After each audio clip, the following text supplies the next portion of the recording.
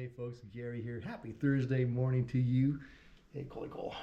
Hope you're having a fantastic day. What a great day to be alive, especially if you're an Arctic duck, because it is cold and wet outside.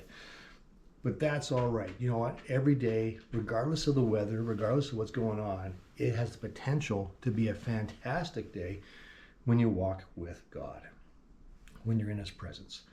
We've been talking about that this week, about truly living, to truly live with Jesus, to truly live in your identity that God has given you, to be free to do that, to truly live, to be set free to do that. The passage I want to look at today is Matthew 10, verses 38 and 39. And this might sound backwards to what I'm saying, but there's a spiritual truth here. It's really, really important. And, like when you have a day that's not the day you wanted, but it doesn't matter because it's a great day because you're following God and you can truly live in that day. So 38 and 39, here's what it says. If you refuse to take up your cross and follow me, so that's the way it starts. And that thing, whoa, wait a second, that doesn't sound good. What is Jesus talking about? Well, we know that Jesus was hung on a cross, or he was sacrificed on a cross, crucified for you and myself. That sacrifice meant that we could have salvation and be with God. It's what God called him to do as his son from the moment he was born. It was God himself, Jesus, as God, sacrificing himself for us. And he says, you're to follow me. I don't know if I want to follow that, but he says you're to follow me, right? If you refuse to take up your cross and follow me, you're not worthy of being mine. If you cling to your life, you will lose it. But if you give up your life for me, you will find it.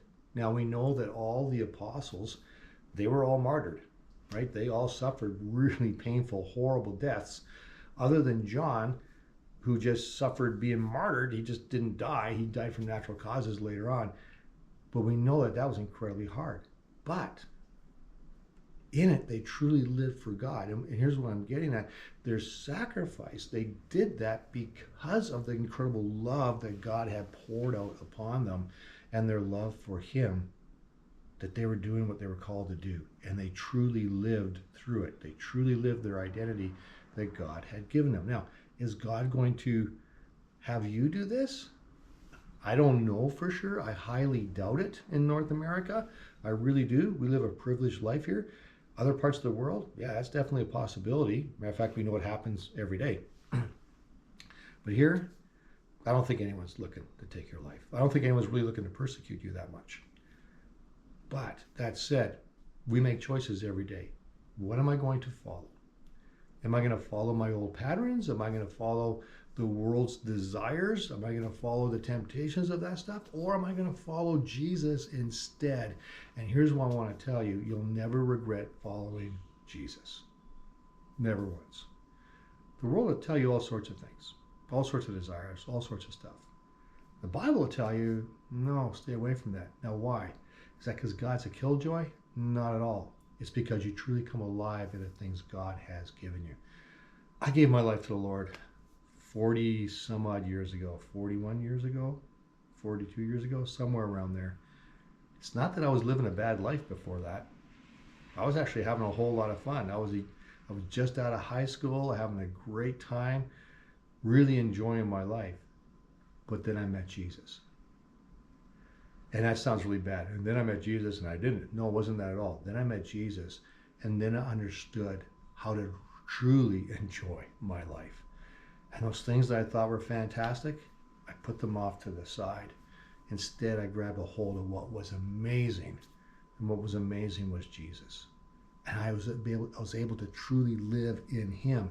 And so when it comes to, I look at this passage of scripture, it says, if you can cling to your life, you'll lose it. Sometimes I got preferences about things. Sometimes I got things that, no, I want to do this. But I hear God's call and says, no, Gary, I've got this for you. And it's better. You can't see it right now, but it's so much better. And you know what? I've never, ever regretted those decisions because God was right. And when I follow him, I truly live. I truly get to live out who Gary is in those things that God has given me to live because he is just that good.